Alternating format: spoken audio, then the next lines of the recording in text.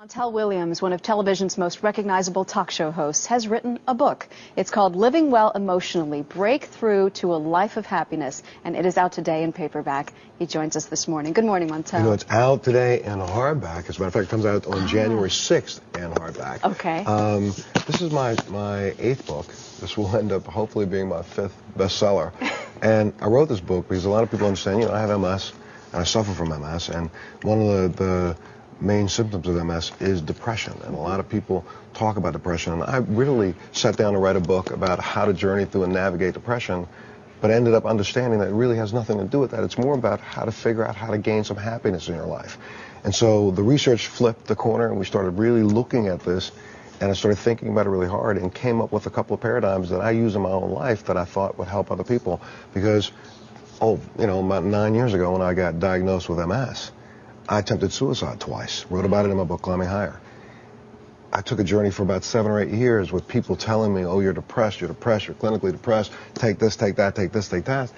And I started realizing I started living down to that expectation that I was depressed. It was almost like a badge of courage across my chest. Montel's depressed. No.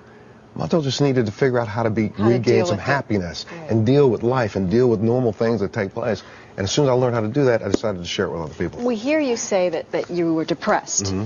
And that's a surprise. You know how people see you? Sure. You are a good-looking guy. You hope this will be your 5th bestseller, successful TV career. Yet in your book, this quote struck me. I am a 52-year-old bald-headed black guy who is looking for work. In the past year, I've been fired from my job as a TV talk show host for 7 years. I have a disease. 17 years. 17 years. I have a disease with no known cause, no cure, and no way to control the pain.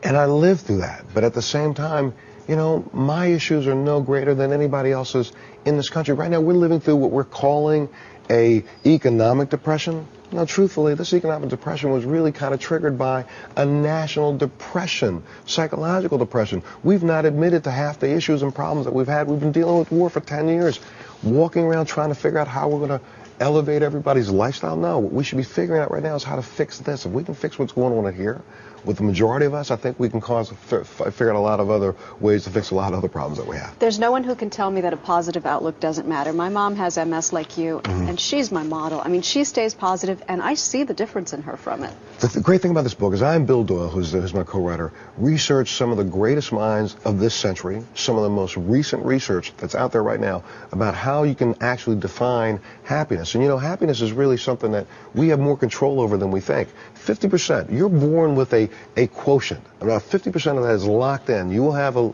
happiness level. 10% of that happiness is affected by things that go on around you, but 40% of it you can change. If you're depressed right now, we're going through this economic downturn. People are losing their homes. There are some people that are still walking around with a smile on their face. Why? Because they're practicing some tools that can help us all when it's depression time or positive time. You mentioned so many tips in your book for how to stay happy, but I want to show just 5, if we may. Put them up on the screen for people. Right. This is ways that you can be happy in 2009. Let gratitude be your attitude. Absolutely. Practice kindness. Savor the beauty of the little things. Nurture your spiritual self. Learn to let go and forgive. Learn to let go and forgive. In the last 20 seconds, which one would you say has been most key for you? Last 20 seconds, let's say learn to let go and forgive, but I got to throw one up there. You own the definition of who you are. If people tell you you're depressed, you're going to be depressed. You walk around telling yourself you're depressed, you will be depressed. You can spin yourself out of a cycle, out of a hole. You can pull yourself right back up by just exercising and practicing positive thoughts. One last thing, every night before you go to bed, write down 3 things that you did today that's worth talking about tomorrow. All right. Montel, thank you so much. Absolutely. Good to see you doing so well.